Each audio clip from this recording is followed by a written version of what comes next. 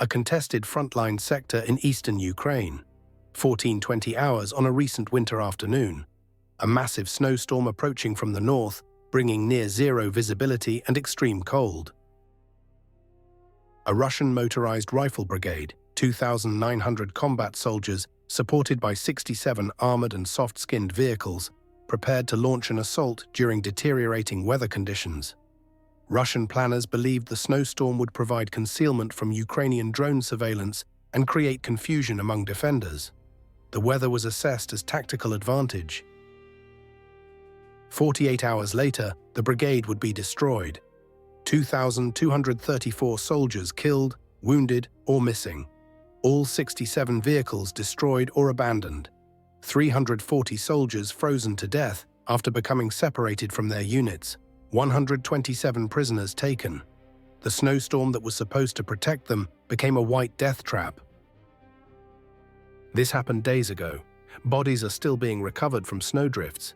The strategic shock continues reverberating through Russian command. This is what occurred during those 48 hours. Winter warfare presents unique challenges. Cold reduces equipment reliability. Snow impedes movement. Reduced visibility complicates coordination. Russian military doctrine emphasizes exploiting weather conditions to offset enemy technological advantages. Attacking during storms theoretically neutralizes drones, thermal optics, and precision fires. The assault plan called for rapid advance through Ukrainian positions during peak storm intensity. Infantry would infiltrate defensive lines under cover of snow and wind. Armored vehicles would follow cleared routes. The objective was penetration before defenders could respond effectively. Weather forecasts predicted severe conditions. Temperatures dropping to -18°C, wind speeds exceeding 60 km/h, snowfall reducing visibility to less than 20 meters. Russian command assessed these conditions as optimal for surprise assault. Ukrainian forces observed Russian preparations and anticipated the attack. Rather than fear the storm, Ukrainian commanders recognized it as exploitable vulnerability. Russian forces would be moving through unfamiliar terrain in extreme weather with degraded communications and navigation. Ukrainian defenders knew the terrain intimately and could exploit Russian disorientation. At 14:20, the assault commenced as the storm reached maximum intensity. Visibility dropped to less than 20 meters. Wind-driven snow created whiteout conditions. Temperature plunged. The Russian brigade advanced in column formation along planned routes. Within 2 hours, the operation began disintegrating. Vehicles became stuck in snowdrifts that had accumulated faster than reconnaissance predicted. Snow depth exceeded vehicle ground clearance in numerous locations. Drivers attempting to bypass stuck vehicles became mired themselves. A tank company, 12 T-72B3 tanks, encountered a snow-choked ravine at 16:30. The lead tank attempted to cross and became bellied on accumulated snow, tracks spinning uselessly. The following tanks attempted alternative crossings. All became stuck. Within 30 minutes, all 12 tanks were immobilized, crews attempting to dig out vehicles with inadequate tools in blizzard conditions. Radio communications degraded rapidly. The storm's intensity created electromagnetic interference. Snow accumulation on antennas reduced signal strength. Commanders lost contact with subordinate units. Companies became isolated. Platoons lost connection with companies. Individual soldiers became separated from platoons. Ukrainian forces, fighting from prepared positions with established communications infrastructure, maintained coordination. Thermal optics penetrated the snow and detected Russian forces as heat signatures. Defenders could see advancing enemies who couldn't see them.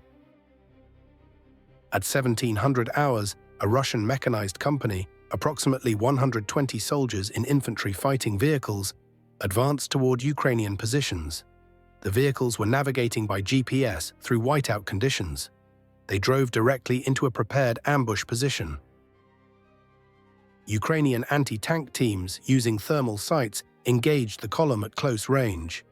The first infantry fighting vehicle was struck by an anti-tank missile at 150 meters. The crew never saw the firing position through the snow. The vehicle exploded, blocking the route. Following vehicles attempted to maneuver around the destroyed vehicle. Ukrainian machine gun positions engaged with thermal-aimed fire. Russian infantry dismounted into the blizzard, attempting to locate enemies they couldn't see. Ukrainian defenders, warm in prepared positions with clear thermal views of the battlefield, systematically engaged Russian troops stumbling through snowdrifts. The company was destroyed in 47 minutes, 83 soldiers killed or wounded, 7 vehicles destroyed, 37 soldiers retreated into the storm, becoming separated from their parent unit. Most of these soldiers would freeze to death over the following hours. This pattern repeated across the assault front. Russian units advanced blindly through the storm into Ukrainian positions. Defenders with thermal optics engaged unseen enemies. Russian forces suffered casualties and fell back in confusion, becoming disorganized and lost. By 1800 hours, the Russian brigade had lost operational cohesion. Units were scattered across approximately 15 square kilometers. Many soldiers were separated from their units, wandering through blizzard conditions, attempting to find friendly forces. Communications were fragmentary at best. Temperature continued dropping. Wind speed increased. The storm intensified beyond forecast predictions. Soldiers exposed to these conditions faced rapid onset of hypothermia and frostbite. Russian soldiers separated from units made desperate attempts to survive. Some tried to build shelters from snow but lacked proper equipment. Others attempted to start fires using vehicle fuel, creating bright thermal signatures that Ukrainian reconnaissance drones detected and transmitted to artillery units.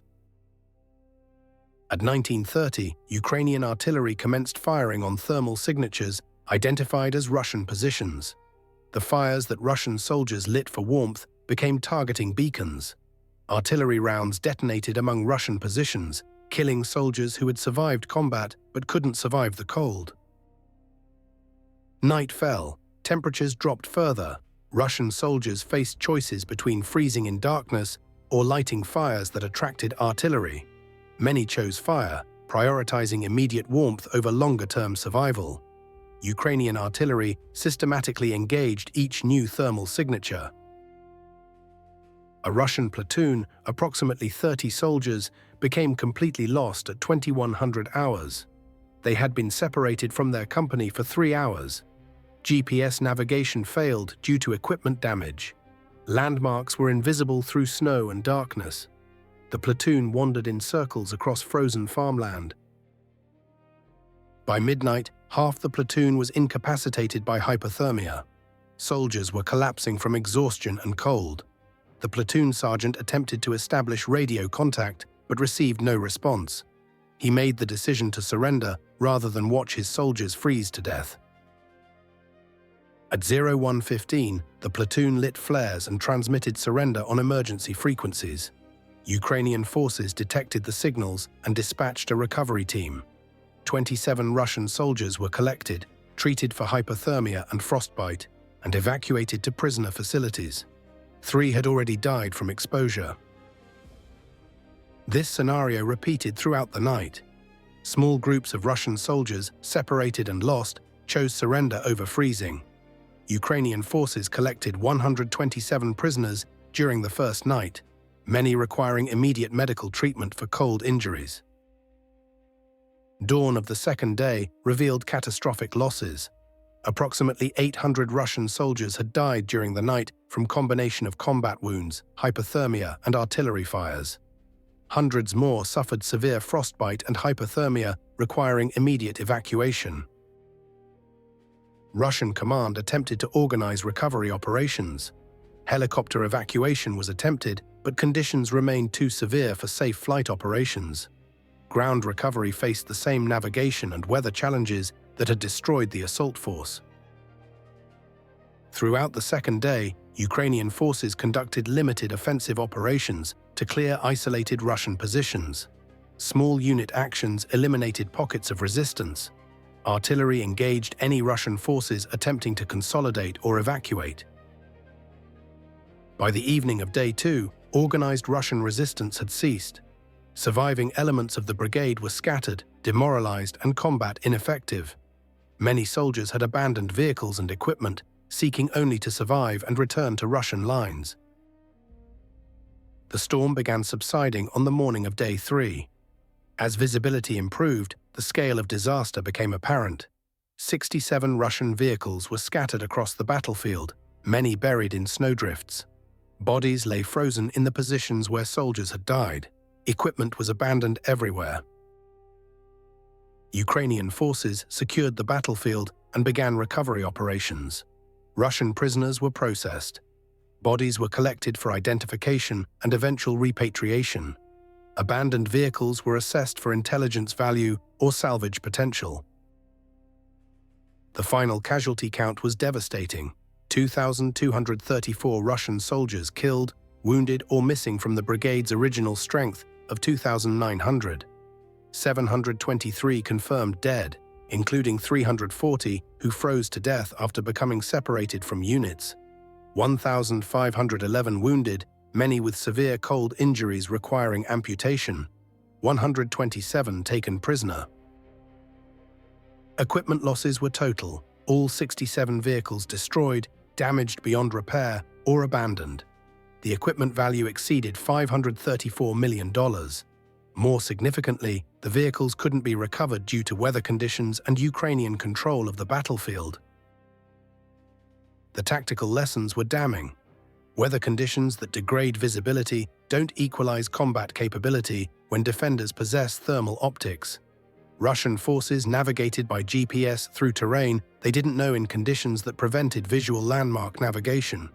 When GPS proved inadequate and communications failed, units became lost and helpless.